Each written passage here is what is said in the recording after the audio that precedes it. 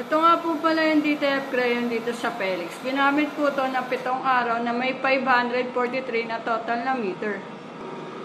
Printer head, capping, ganito naman po yung tamang pag-head clean.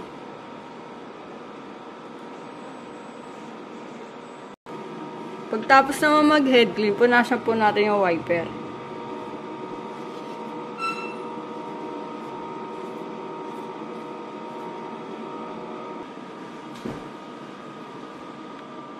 Ganito naman po yung tamang pag-nozzle test. Pindutin po natin itong test.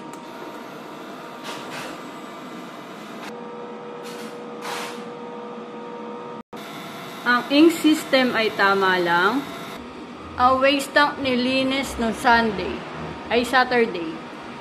Ito naman po yung ground wire. Ito naman po yung ABR.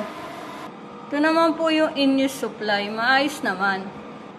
Ito naman po yung mga in-use supply. Kulang kami sa white ink at powder. Sa film rin, kulang kami. Ito nga po pala yung cyan, yellow, magenta at black. Ito nga po pala yung film. Ito naman po yung cleaning solution. Ito naman po yung production log. Ito naman po yung daily checklist. Ito naman po yung sa white ink.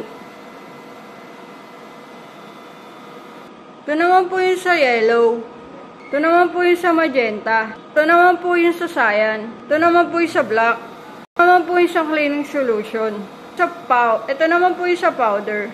Ito naman po yung sa film. Dito na po nagtatapos sa aking vlog. Thank you po.